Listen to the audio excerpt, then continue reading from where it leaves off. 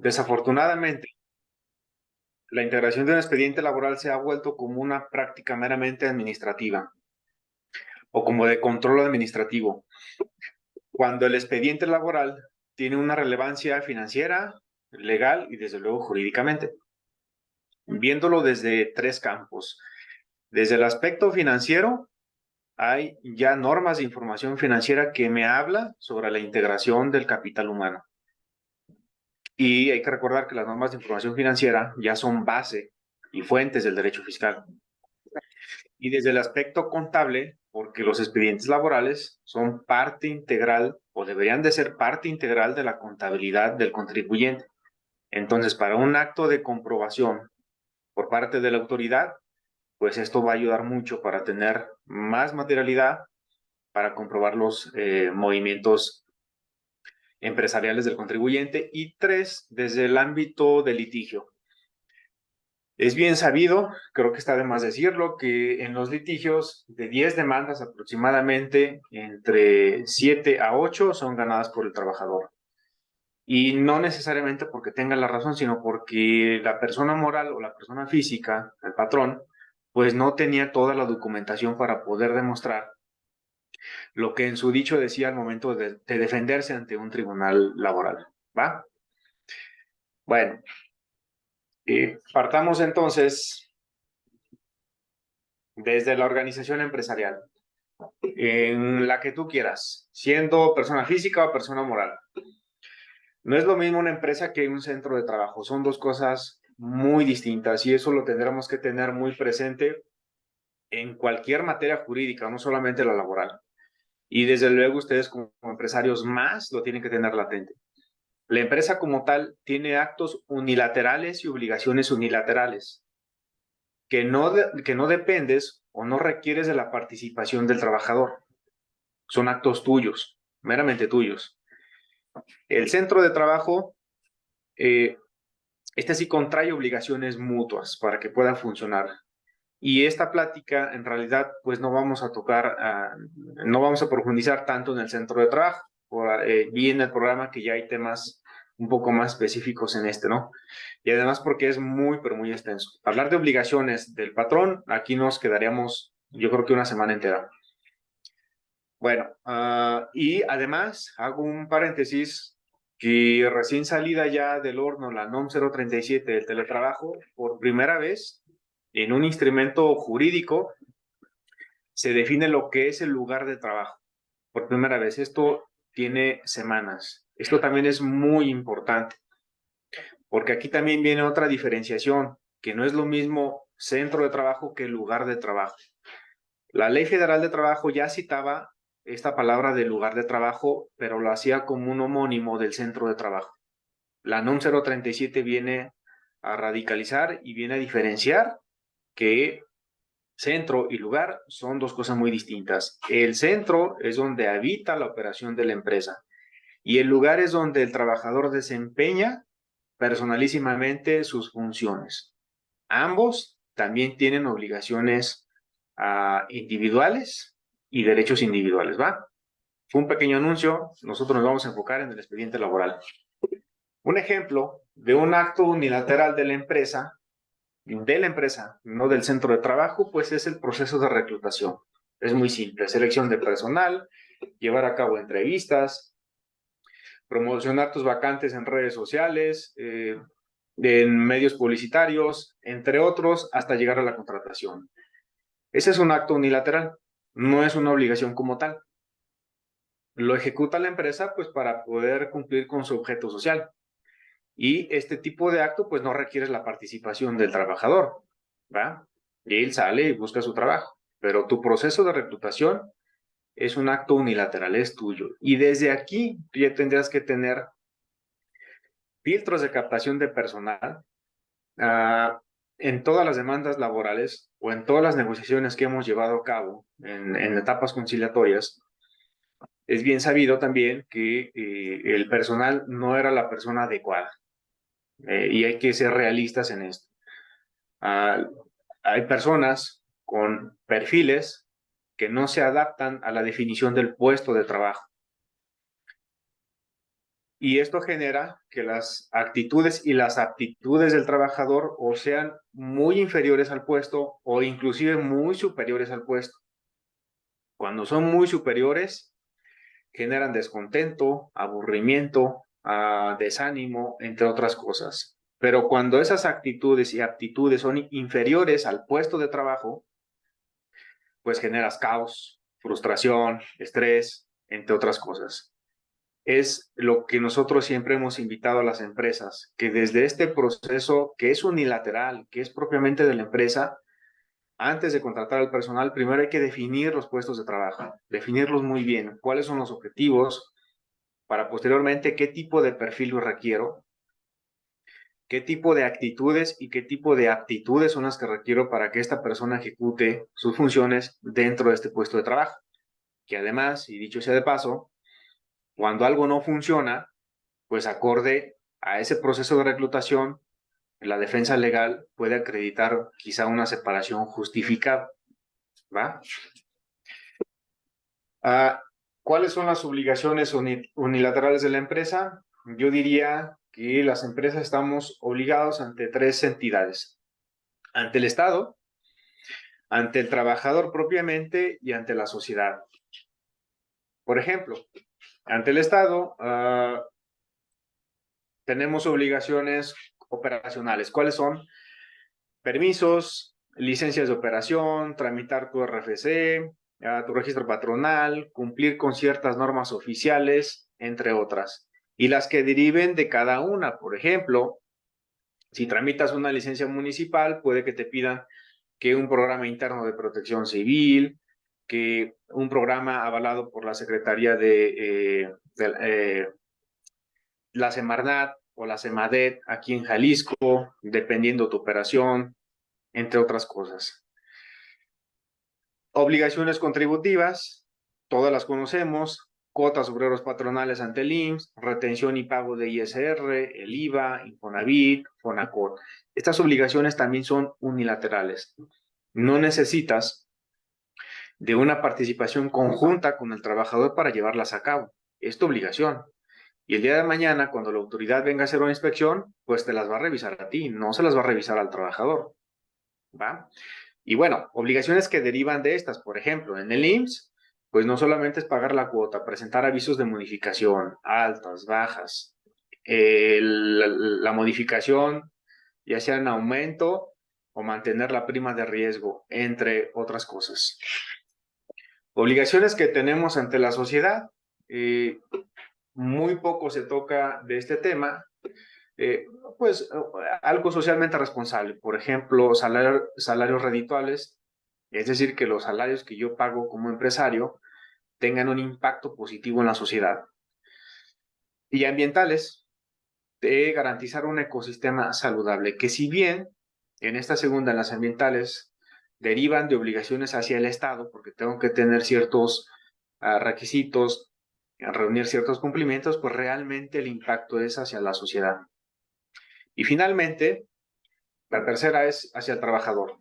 Desde su contratación es otorgar el contrato individual de trabajo y sus demás documentales, que es lo que vamos a ver, que aquí surge lo que es el expediente laboral, otorgar un salario digno y justo, así como todas las demás prestaciones sociales, IMSS, vacaciones, entre otras más, y organizacionales, garantizar un ambiente digno, seguro, salubre, en el cual se puedan erradicar riesgos psicosociales, el acoso, la violencia, el hostigamiento, entre otras cosas. Aquí nace la piedra fundamental de lo que es el expediente laboral. Y a modo de planteamiento de problema es, pues, el expediente laboral es una obligación hacia con el trabajador o hacia con el Estado. Es lo que muchas veces nos hemos preguntado en pláticas cantineras los abogados. Yo creo que es hacia el Estado, el expediente laboral. ¿Y por qué lo comento? El contrato individual de trabajo es un derecho del trabajador. No es una obligación del trabajador contar con un contrato individual. Y el contrato individual sí es una obligación del patrón o de la empresa. Alguna vez también ya hemos caído en debates en donde jurídicamente se dice, no, espera. En ningún lado de la Ley Federal de Trabajo dice que el contrato individual de trabajo es obligación del patrón. Dice que las condiciones laborales o el escrito tiene que estar así tal cual, por escrito, y que le tienes que dar una copia al trabajador. Bueno, si nos vamos al 26 de la Ley Federal, dice que la falta del escrito, es decir, del contrato, pues no priva al trabajador de los derechos que deriven de las normas de trabajo, es decir, las prestaciones verbales por escrito, por correo electrónico, etcétera, y de los servicios prestados. Pues se imputará al patrón la falta de esa formalidad. Aquí está la obligación tal cual, aunque no venga de manera explícita, la misma hermenéutica jurídica del 26 me está diciendo a mí que la obligación es obviamente del patrón y por ende la integración del expediente. Esto es lo que yo comentaba. Yo creo que el expediente laboral es una obligación de la empresa hacia con el Estado, no hacia con el trabajador. Veo complicado, yo no conozco un asunto, y platicando con colegas hemos coincidido, yo no conozco una queja de un trabajador, una demanda de un trabajador que reclame la no integración de su expediente laboral. Realmente no. Que realmente la integración del expediente laboral tiene dos efectos.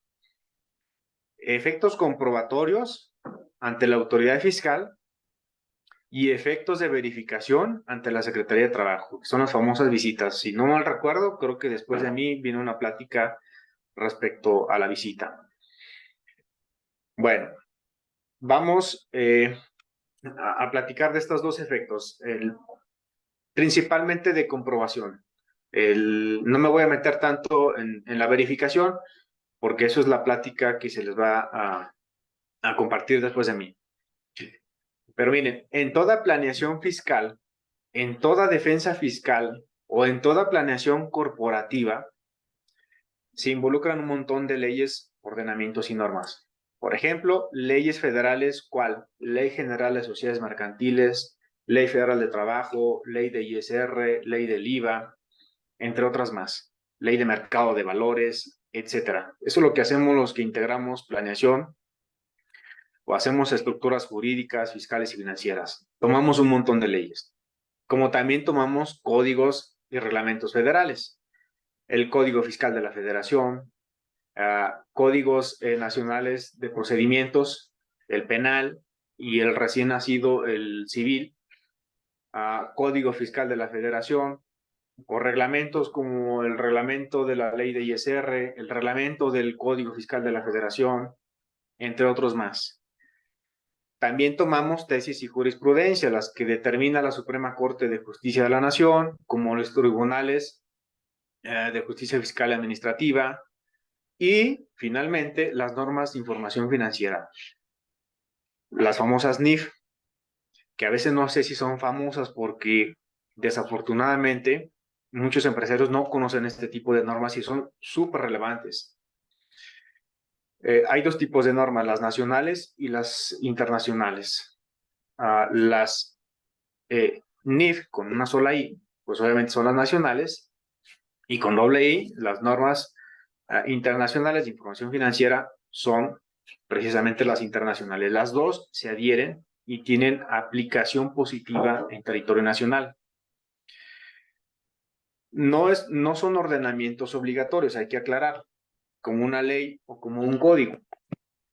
Realmente las normas de información financiera, y quiero hacer un paréntesis al definir esto porque lo vamos a ver a continuación y tiene mucho que ver con los expedientes laborales y con tu contabilidad. Las normas de información financiera son conceptos o normas específicas que regulan la actividad de las actividades económicas. ¿Qué es una actividad económica? Un contribuyente, ya sea física o moral. Esa es una actividad económica. Y me dice la ley que todos los contribuyentes tenemos que tener estados financieros. Es una obligación tener estados financieros. Las normas de información, las normas de información financiera me dan elementos, conceptos, definiciones, normas específicas para precisamente yo componer mis estados financieros o armarlos de manera adecuada, conforme a derecho nacional e internacional. Esas son las NIF. Y las NIF emiten criterios que son de suma relevancia para planeación fiscal y corporativa de las personas morales, especialmente de las morales. Bueno, quienes las emiten, hay un consejo especializado, un consejo mexicano que emite este tipo de normas de información financiera. Y, como lo comentaba al principio, las normas de información financiera ya son fuentes del derecho fiscal. Anteriormente eran las famosísimas principios se llamaban principios de contabilidad generalmente aceptados. Como en otras materias se les conoce como principios generales del derecho. Es decir, lo que no está escrito, pero por la costumbre se da. Por ejemplo, quien es primero en tiempo es primero en derecho. Ese es un principio general. Bueno, la contabilidad tenía sus propios principios, que ahora forman a ser parte ya de las normas de información financiera. Habiendo dicho eso, ese preámbulo, hablando de la contabilidad, que es el primer efecto de los expedientes laborales, me gustaría que vieran lo que dice el reglamento del Código Fiscal en su apartado A, artículo 33, fracción 6. Me dice la documentación relacionada, bueno, este artículo me dice que forma parte de la contabilidad del contribuyente y me pone un montón de cosas: balance financiero, estado de posición, estado financiero, relación de activos y pasivos, entre otras cosas. Pero en esta fracción me dice que también forma parte de la contabilidad la documentación relacionada con la contratación de personas físicas que presten servicios personales subordinados, es decir, trabajadores. El contrato individual es parte de mi contabilidad, claro, me lo dice el Reglamento Federal. Pero tal fracción no me especifica el contrato. Me dice la documentación relacionada, quiere decir que me está diciendo el expediente. ¿Qué documentación? Bueno, lo vamos a ver ahorita un poco más adelante. Ninguna ley, ninguna, dice qué es lo que tiene que integrar un expediente laboral. Ninguna. Y jamás lo vamos a ver definido. Porque si se definiera, pues yo creo que la autoridad se pondría un pie para efectos de comprobación y limitaría sus actos de comprobación al momento de visitar al contribuyente o al momento de hacerle una revisión electrónica, entre otras cosas. Entonces el Reglamento Federal me dice que expediente laboral es parte de mi contabilidad. ¿Podría entonces el SAT verificar mis expedientes laborales? Sí. Oye, pero no es una autoridad laboral, pero sí para efectos de comprobación. Esto ya lo hemos visto, especialmente para aquellas personas que tienen problemas o que son catalogadas como EFOS y EDOS, es decir, facturan operaciones simuladas o deducen operaciones simuladas. Lo que hace la autoridad fiscal es pedir un montón de cosas, entre esas los expedientes laborales, porque quiere ver el SAT si en verdad existes. Y aquí me lo dice el Código Fiscal. El 69B del Código Fiscal me dice que la autoridad, cuando lo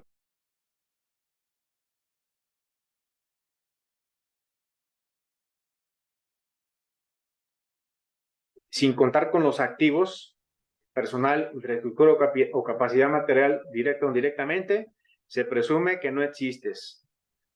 ¿Quiénes son estos? Los famosos factureros. Ojo con esto, porque aquellos que se dedican al comercio electrónico o bien generan buenos ingresos, pero gran parte de su personal lo tienen trabajando desde su casa, con mayor razón tienes que tener integrados los expedientes laborales, porque le tienes que comprobar a la autoridad que lo que tú estás haciendo o que tu gente está haciendo por ti en verdad existe y que hay una relación laboral latente. Este código y la ley de ISR no me define ciertas cosas como personal o infraestructura o capacidad material. Aquí se vuelven a necesitar a las normas de información financiera que sí me lo definen. Las normas de información financiera sí me definen qué son los activos, qué es personal, qué es infraestructura, qué es capacidad material, etcétera. Traigo a colación este artículo porque es el que más dolor de cabeza está dando para efectos de comprobación por parte de la autoridad fiscal. Y uno de los golpes que está dando la autoridad es que aquello que tú vendes a través de tus facturas no existe. ¿Por qué? Pues porque no tienes trabajadores. Oye, pero pues están aquí sentados, ¿no? A mi autoridad eso a mí no me dice que son tus trabajadores.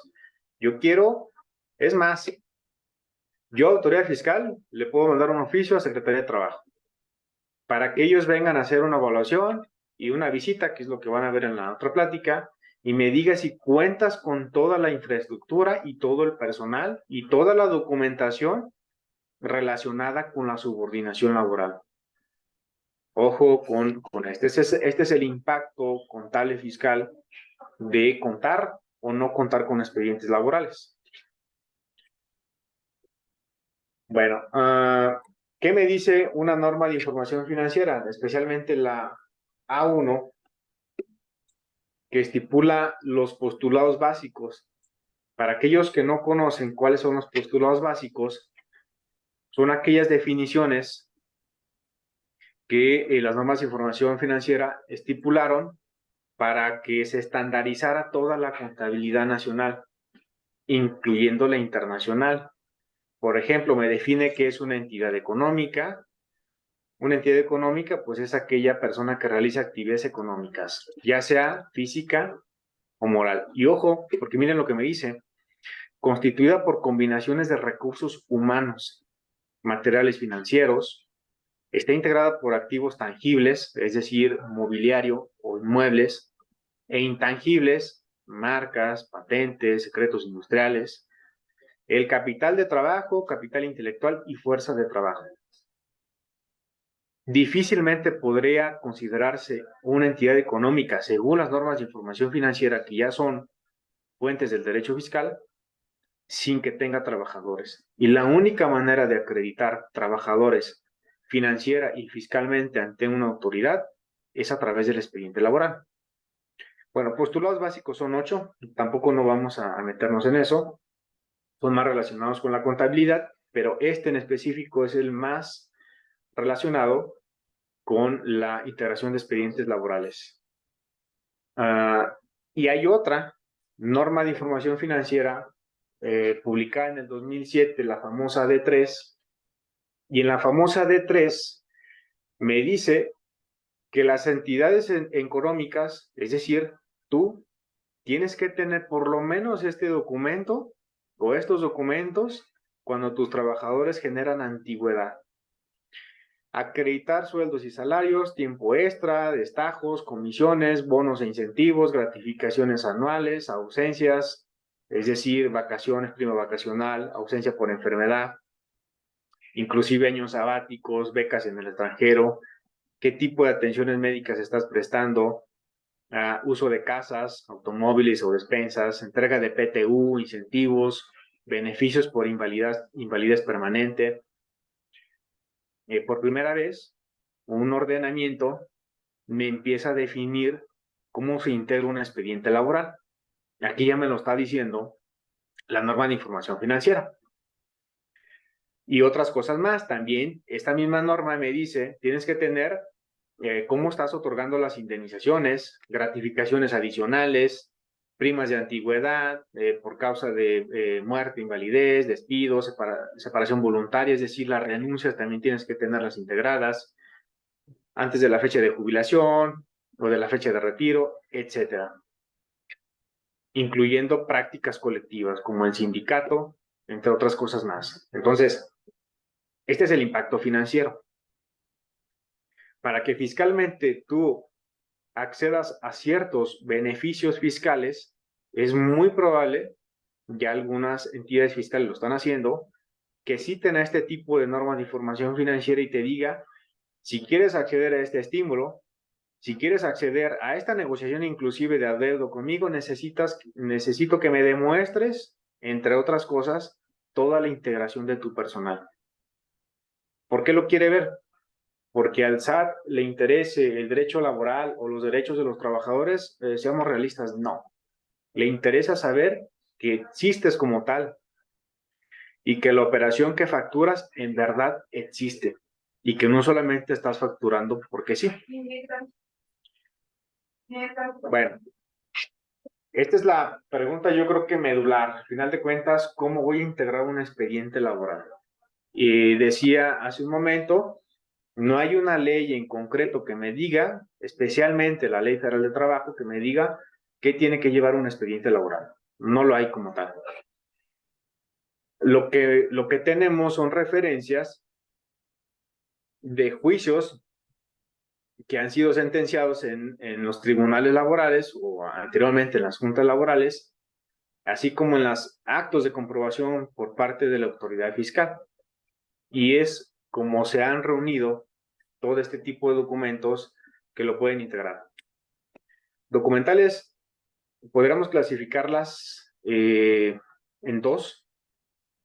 Por parte de la empresa, garantizar o integrar qué tipo de documentos le compete a ella como empresa integrar el expediente, así como los del centro de trabajo. Acuérdense que dije que empresa y centro de trabajo no necesariamente es lo mismo. Y desde luego los documentos personales del trabajador. ¿Cuáles son los que tengo que integrar? Los personales del trabajador, parte desde su contrato individual de trabajo, desde luego, ya habíamos dicho que es una obligación de la empresa, pero sus datos de identificación, una identificación oficial, INE, pasaporte, su CUR, acta de nacimiento, comprobante de domicilio actualizado, hago énfasis actualizado, inclusive hay que actualizarlo de manera continua, porque al momento de querer presentar un aviso de rescisión laboral, tenemos que señalarle a la autoridad cuál es el domicilio personal del trabajador, porque es la autoridad laboral la que indica al trabajador cuando la empresa quiere rescindir la relación laboral. Es la autoridad la que notifica al trabajador en su domicilio personal. ¿Cuál? El que puse en el contrato individual de trabajo. Y si no está actualizado, bueno, le pido a los trabajadores como política interna que todo aquel trabajador que haga un cambio de domicilio lo tiene que notificar a la brevedad para yo integrarlo a su expediente laboral, hacer una pequeña hoja, anexarla al contrato firmada por los dos, haciendo un aviso de cambio de domicilio para en algún momento la relación laboral no funcione, que se le notifique en su domicilio personal y que tenga la validez jurídica de esa notificación. Su RFC, desde luego, su currículum también tiene un efecto. Ya aquí estamos entrando en este tercer impacto que es el litigio, porque muchas veces el trabajador afirma muchas cosas al momento de ser contratado. Afirma que domina ciertas aptitudes, que domina ciertas herramientas, cierto conocimiento, que ha trabajado en ciertos lados, qué sé yo. Bueno, el currículum es una prueba donde yo integro en el expediente y puedo verificar si en verdad me dijo o no la verdad. Y cuando un trabajador omite datos o declara falsedades en su documentación, es una causa de rescisión laboral sin responsabilidad para la empresa. ¿Cómo lo puedo acreditar? Con este tipo de documentos. Ahí me dijo el trabajador que está titulado. O me dijo que su proceso de título estaba en proceso, tal cual, y que solamente le quedaban 2 meses. Y aquí me lo está garantizando en su currículum vitae. El número del seguro social, examen médico, el aviso de retención de pago, ya sea Infonavit y Fonacot, y desde luego las constancias que el trabajador tenga relacionadas con pensiones alimentarias, ya sea por un juicio sucesorio o un juicio civil a través de un hijo o una esposa, qué sé yo. Eso también lo tiene que poner ahí. Si él omitiera este tipo de información, por ejemplo, yo omití, nunca dije que a mí se me tenían que retener ciertos pagos por una pensión alimenticia que le debo a mi hijo, y el día de mañana llega un oficio del juzgado a la empresa y le dice a la empresa, infórmame todo lo que tengas del trabajador, pues no tengo nada que demostrar, más que quizás su nómina. Y a mí como empresa ya me metes en un problema. Este tipo de información, al haberlo omitido, también ya es una causa de rescisión sin responsabilidad para la empresa. Ahora bien, por parte de la empresa, ¿qué tipo de documentos hay que integrar? Registro de entradas y salidas. Esto también es muy importante porque no puedo acreditar ante una demanda o defenderme ante una demanda o inclusive en una simple negociación. No puedo acreditar muchas cosas como las faltas del trabajador cuando no tengo un registro de entradas y salidas. Control de horas extraordinarias. Cualquier trabajador puede decir en una demanda pues que le debes 800 horas extras en el último año. Y él no tiene la obligación de presentar pruebas. Realmente tu empresa tienes que llevar tu política de horas extras, las constancias que emites a aquel trabajador que solicita horas extraordinarias, constancia de vacaciones, recibos de nómina. Le puse un asterisco porque muchas visitas de la autoridad laboral te piden todavía las nóminas firmadas por el trabajador. Ya hay criterios de la Corte en donde reafirma la reforma fiscal, especialmente cuando nace el CFDI. Cuando nace el CFDI, se entiende que ya no hay necesidad de imprimir tanto documento, pues para eso la factura electrónica y timbrada. Y la Suprema Corte también, mediante una jurisprudencia, dijo que la nómina no es necesario que se imprima y se firme de manera hológrafa por el trabajador. Basta con que se demuestre el timbrado de este archivo al correo electrónico del trabajador, que por cierto, también el correo electrónico es algo que tendrían que estar actualizando los trabajadores a la empresa.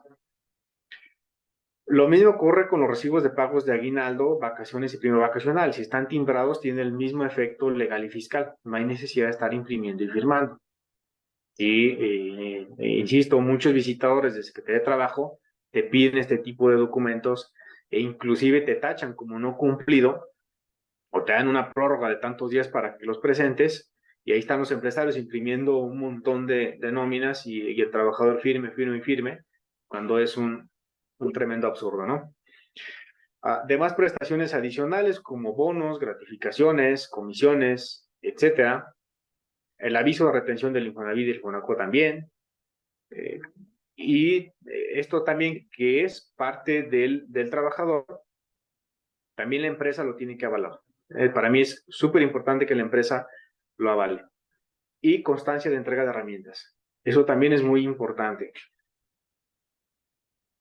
Por parte del centro de trabajo decíamos que hay obligaciones mutuas. No solamente es una obligación de la empresa garantizar ciertas cosas del centro de trabajo. No. También el trabajador tiene la obligación ante el centro de trabajo. Prueba de ello son las comisiones mixtas. Tenemos 4. La del reglamento interno, capacitación, adiestramiento y productividad, PTU y seguridad y higiene. Y aquí quiero hacer énfasis porque desde la contratación del trabajador tendrá lo sugerible es que exista un checklist y que se le diga al trabajador: te anexamos copia de la comisión mixta de nuestro reglamento interno, así como copias de las demás comisiones mixtas, y que firme, que está enterado de que recibió, que tiene conocimiento de que en esa empresa se integraron comisiones mixtas, porque ese también es un acto que los trabajadores demandan mucho en los tribunales laborales. Y además de que este tipo de comisiones, la interacción de estas comisiones dan muchos elementos para proteger a las empresas. Por ejemplo, es muy común que la empresa levante un acta administrativa al trabajador. Y hay mitos, ¿no? Por ejemplo, a las 3 actas administrativas dice la ley que te vas. Pues no es cierto. De hecho, el acta administrativa no existe en ley. Se cita en ciertos criterios de la Corte, nada más.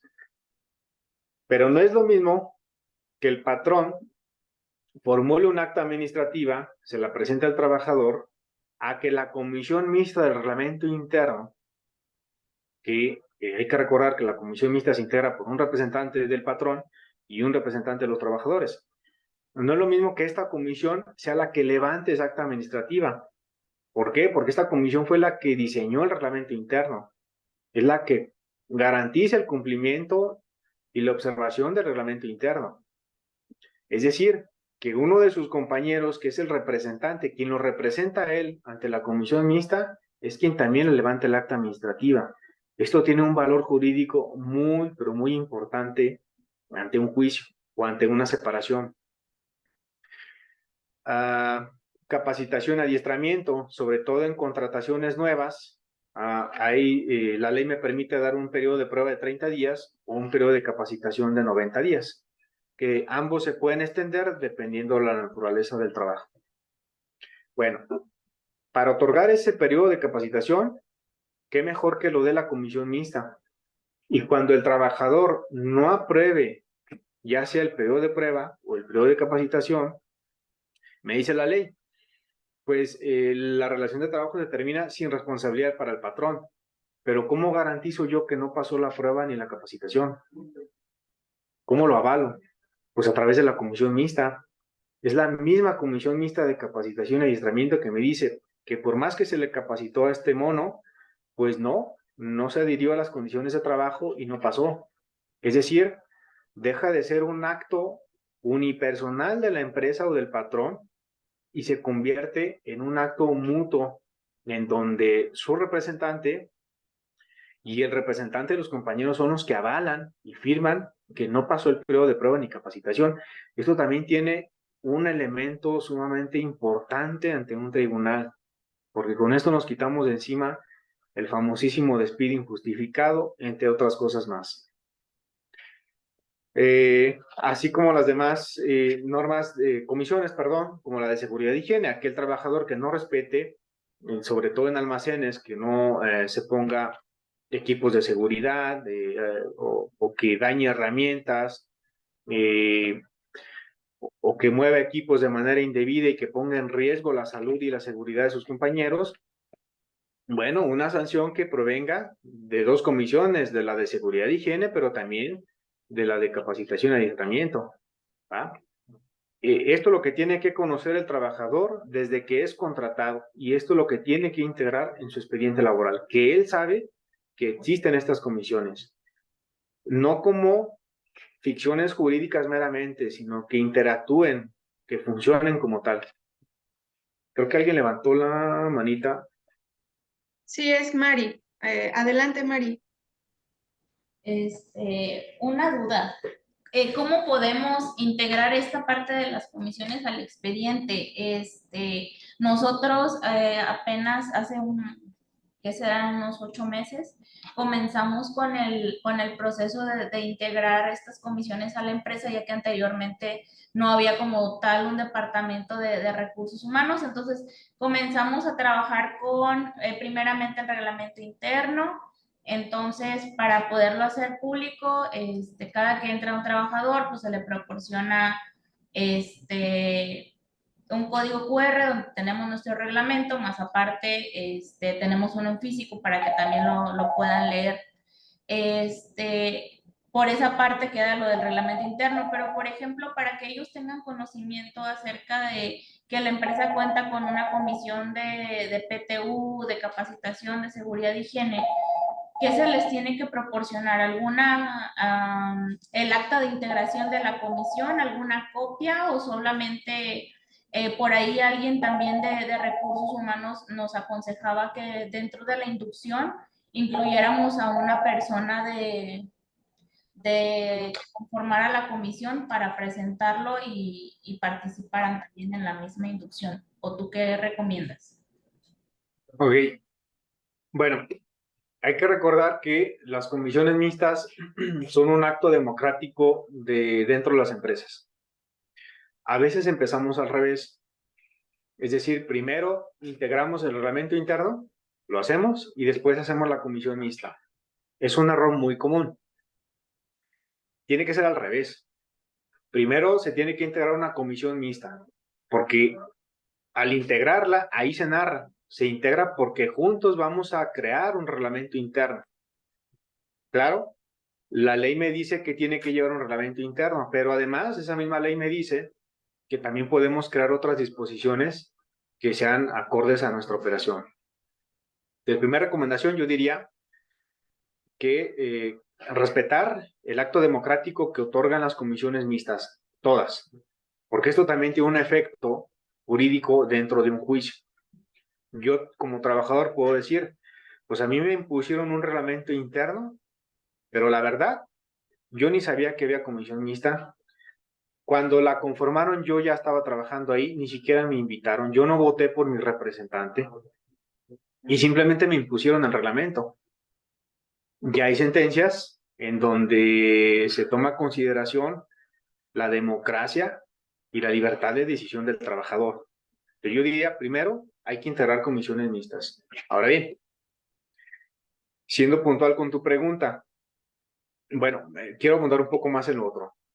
En las comisiones, lo que nosotros hacemos, igual les podemos compartir un modelo de comisión, narramos la integración literal como un evento que en verdad sucedió, que es lo que recomendamos que sí suceda. Por ejemplo, se reunieron los trabajadores en el almacén A y los trabajadores decidieron darle el uso de la voz al trabajador de nombre tal. Y este tal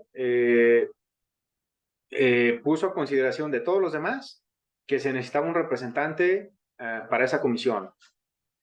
Estuvo presente el representante del patrón y les dio espacio para que votaran, les dio 30 minutos y se quedaron de ver en el almacén B para continuar con la asamblea. Reunidos ya en el almacén B, los trabajadores decidieron nombrar a Adriana Orozco como su representante ante la comisión.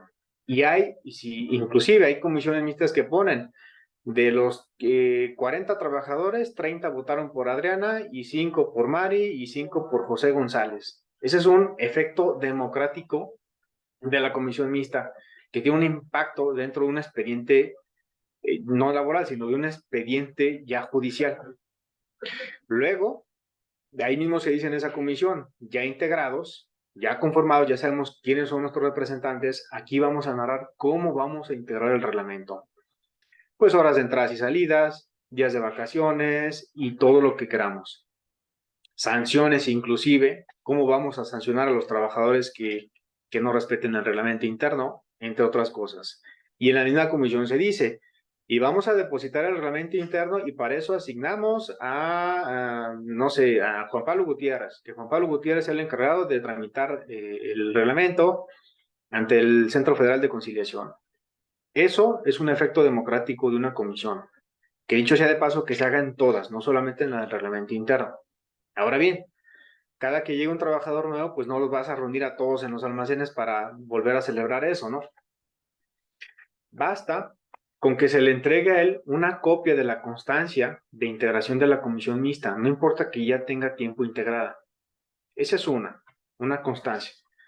Ya hay herramientas modernas, tú citaste una como es el código de QR. Lo que sí recomiendo yo es que en el expediente haya un checklist como el que estás viendo en pantalla. Comisión mixta de reglamento interno y que el contratado, el recién contratado, tache que en efecto tiene conocimiento de que existe, que quizá no se imprimió porque si no vamos a crear montones y kilos de papel, pero sabe que existe y el contrato o el adendum a este contrato que habla del expediente laboral dice que lo puede consultar. Algunas empresas lo tienen, por ejemplo, en carpetas en nube, o lo pueden descargar de una aplicación de una app, o lo pueden consultar a través de un código QR, etcétera. Con esto simplificas el expediente, pero sí avalas jurídicamente que el recién contratado tuvo conocimiento que existe la comisión mixta o las comisiones mixtas y que él mismo firmó que las consultó. Si ya él no decide descargarlas o no quiere leerlas, pues también ya es un problema de él. No sé si con esto respondo tu pregunta. Sí, sí. Ok. Bueno.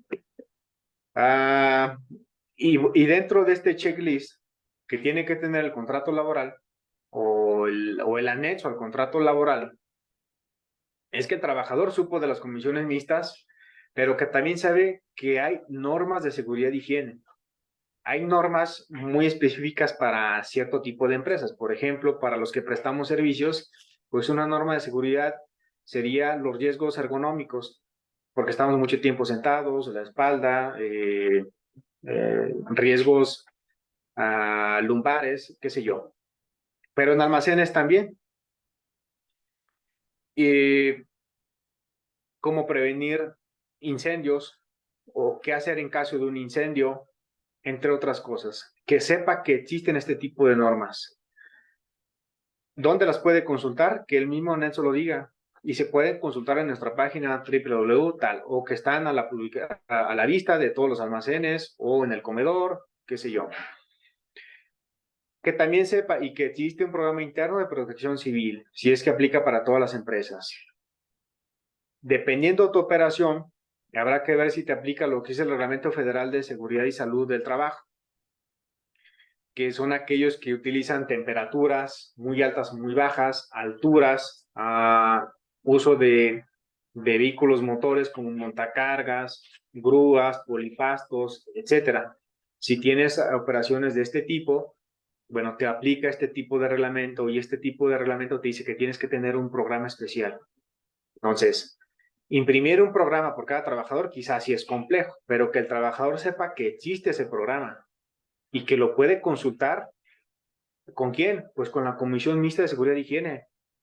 Y que en ese anexo diga, quiero saber acerca de las normas de seguridad e higiene, porque no todas están a la vista porque son muy complejas. Sé que existe una comisión mixta en la cual yo me puedo acercar y preguntar. Y tener otro tipo de protocolos, como el protocolo para prevenir riesgos psicosociales. Aquí devenga la famosísima NOM 035,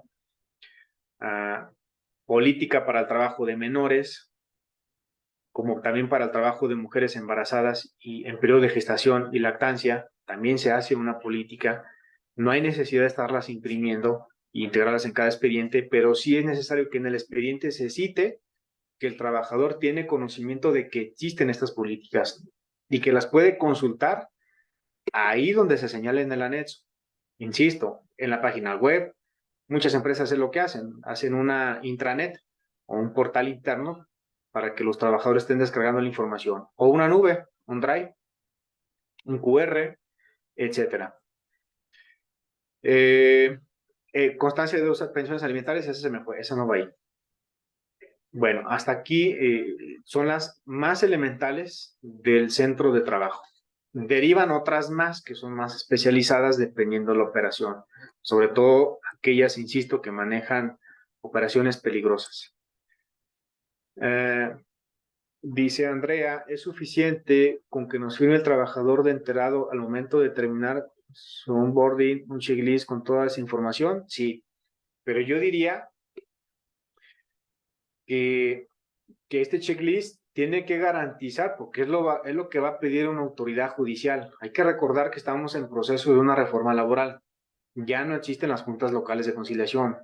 Lo que ahora existe son los tribunales laborales. Es decir, ya es el Poder Judicial quien resuelve un conflicto laboral. Y al ser el Poder Judicial tiene otros elementos de interpretación de norma y de ley. Por ejemplo, la valoración de la prueba en un juicio de un tribunal es muy distinto como lo valoraba la Junta Laboral. Perdón, pero la Junta Laboral era muy irresponsable. Los tribunales no tanto. ¿A dónde voy con esto? Y que va de la mano con tu pregunta. Que este checklist o la firma de este checklist tiene que garantizar que el trabajador supo desde un principio que todo este tipo de políticas y normas y comisiones existían. Y dos, que sabía a quién preguntarle o dónde consultarlo. Eso es relevante, porque con eso garantizas un principio jurídico en materia laboral emitido por la Corte que se llama certeza jurídica. Todos los trabajadores tienen que tener garantizado el principio de certeza jurídica, es decir, que sé por parte de ti, patrón, que mis derechos están a salvo, que inclusive mis obligaciones como trabajador, que las tengo estipuladas, que están por escrito, que nada se me oculta. Esto es muy importante.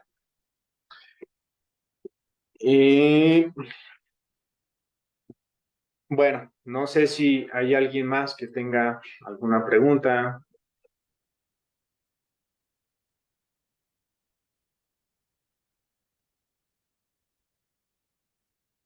Sí, varios, ¿verdad? Así es, tenemos a Andrea Alejandra. Adelante, Andrea, y después Mari. Gracias, Alberto, por la charla. Fíjate que en una de las primeras slides mencionabas ciertos parámetros de obligaciones para el expediente por parte de la empresa, en donde mencionabas la antigüedad del trabajador. Quiero preguntar a partir de qué antigüedad debe de cumplir con estas ciertas constancias y documentos para irse integrando a los expedientes. Esa es una. La obligatoriedad de los exámenes médicos continúa vigente para integrarse al expediente, en que si por ejemplo yo estoy en un giro de tecnología, ¿se me indica algún perfil médico o de laboratorio en específico para tenerlo en cuenta en el expediente? Y la tercera sería si para el tema de protegernos un poco las empresas podemos incluir una carta, una constancia de no adeudo de pensiones alimenticias, como en algunas ocasiones lo he manejado, por ejemplo, para las de Infonavit. Esas serían mis tres preguntas. Gracias. Bueno, de la antigüedad, realmente en la Ley Federal de Trabajo, porque de este tema también han derivado mitos y se dice, cuando tienes un año ya tienes antigüedad. No. La antigüedad surge cuando el trabajador goza de una relación indeterminada. Cuando tú otorgas un contrato con periodo de prueba de 30 días, bueno, del día 1 al 30 no tiene antigüedad. Pero si se llega el día 31 y él sigue trabajando, ya generó antigüedad. Si das un periodo de capacitación de 90 días, igual. Del día 1 al 90 no hay antigüedad. Pero si llega el día 91 y sigue trabajando, ya es antigüedad. La antigüedad o el parámetro de la antigüedad consiste en el tipo de relación, que es la indeterminada. ¿Va? Entonces, en eso, si el trabajador está trabajando de manera indeterminada, tiene su antigüedad. Respecto a los exámenes médicos, lo recomendable es uno al principio y que sea emitido por una institución pública. Puede ser Cruz Verde, un centro de salud o el propio IMSS. No particulares, porque los certificados médicos particulares muchas veces no tienen valor probatorio ante un tribunal. Este es un ejemplo de cómo se valoran pruebas. Ante la Junta Local sí tenían valor pleno. Ante un tribunal laboral, ahora con el Poder Judicial, pues no te dan valor pleno y tienen razón. Lo recomendable es al principio. ¿Qué tipo de examen médico? Dependiendo también la operación que vayas a llevar a cabo. En el caso de conductores, pues es válido pedir el antidoping, claro, porque decían es que es anticonstitucional. No, porque la misma ley me dice, y no solamente la ley, otro tipo de normas oficiales que van encaminadas con Secretaría de Salud me dicen, aquellos, por ejemplo, hacen uso o manejo de alimentos, proceso de alimentos, las empresas tienen que garantizar ciertos tipos de valoraciones médicas, entre psicológicas, entre sanguíneas, entre otras. Cada cuando se tiene que hacer un examen médico, esa discreción también de la empresa. Lo ideal es que aquí sí existe una política interna, que se mide el riesgo también dependiendo de la operación de cada empresa. El examen médico, yo diría, aplica dependiendo tu operación. ¿Va? Luego, preguntas que si se pueden emitir constancias de no adeudo de pensiones, claro. Claro, así tal cual como lo estás haciendo con la constancia de no adeudo del Infonavit, idénticamente igual. Lo que nosotros hacemos es una sola constancia, también la podemos compartir, donde en esa constancia se dice que no tengo adeudos ante Infonavit, ante UNACO, ni deudas de pensiones alimentarias, ya sea por juicio sucesorio o menores o incapaces, porque muchos limitan la pensión alimentaria y le ponen pensión alimenticia de hijos. No, puede ser demandado por una pensión alimenticia inclusive por tus padres, por un incapaz mental, por un mayor de edad, etcétera. Todo eso ponemos. No adeudos de pensiones alimentarias, ya sea en un juicio sucesorio o un juicio civil independientemente del actor. No sé si respondí tus preguntas, Andrea. Sí, gracias, Alberto. No, de nada.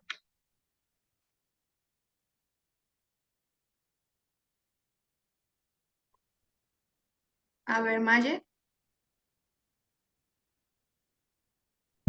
Buenas tardes. Una preguntita. ¿Qué pasa si un trabajador labora en dos empresas diferentes? Las dos empresas le pueden dar de alta y no hay ningún problema ni para el trabajador ni para las empresas. No, no hay ningún problema, no está prohibido por la ley. El único candado que te pone es un candado fiscal, en el que se dice que si el trabajador que obtiene más de un ingreso por sueldos y salarios y que rebasa cierto tope de ingreso, no recuerdo la cuantía, pues el trabajador tiene la obligación de presentar una declaración. Es la única condicionante que pone la autoridad. Pero un trabajador puede ser literal trabajador de dos o más patrones, siempre y cuando, desde luego, exista un contrato de confidencialidad. Es decir, yo como abogado trabajo en SIGA, pero no puedo trabajar en la competencia por obvia razón.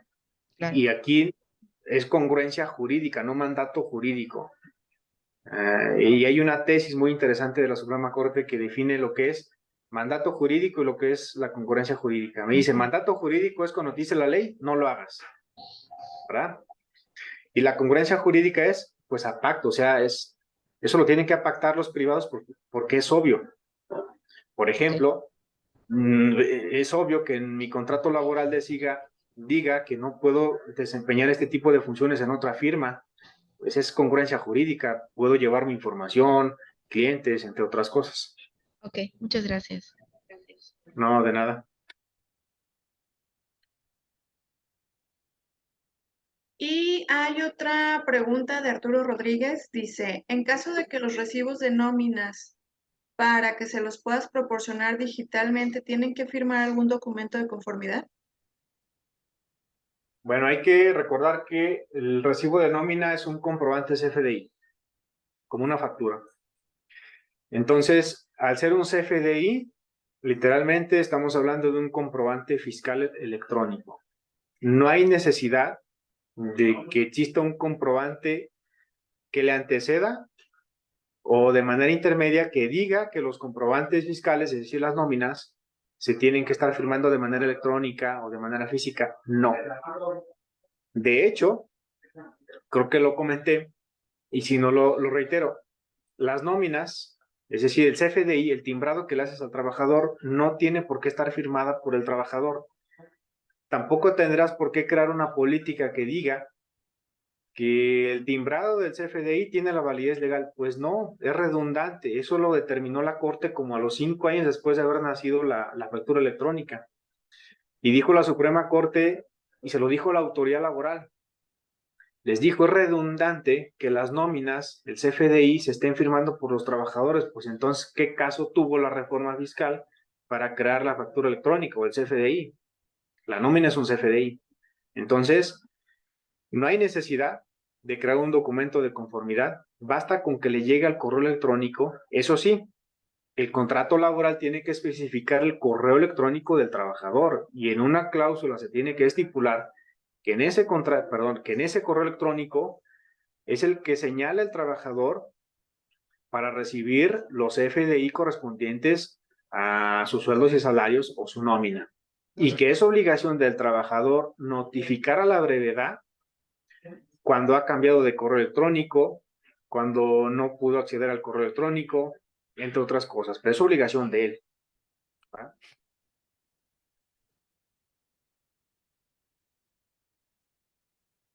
Vi que piden la presentación, claro que sí, se las vamos a mandar. Perfecto. ¿Alguien más con alguna otra pregunta, comentario? Mayra Alvarado. Hola, buenas tardes. Sí, Buenas yo, tardes. mira, bueno, en este caso como pues yo trabajo en un área operativa, como lo que es las nóminas, que no muchos tienen correo electrónico, no hay ningún problema que sea ahora sí que física la nómina fiscal. Bueno, tú sí tienes un dolor de cabeza, porque precisamente la reforma fiscal con este CFDI precisamente trató de evitar estos dolores de cabeza. Pero bueno, también entiendo que hay operaciones en donde, sobre todo en la mano de obra o en la maquila o en donde se es más obrero, pues como que no manejan tecnologías. En ese caso, tú sí tienes que garantizar ante un tribunal o ante la autoridad fiscal que sí estás emitiendo comprobantes de pago. Si no tienes manera de comprobar que se están emitiendo un correo electrónico, pues entonces sí, mi sugerencia es que sí se impriman y se entreguen a los trabajadores.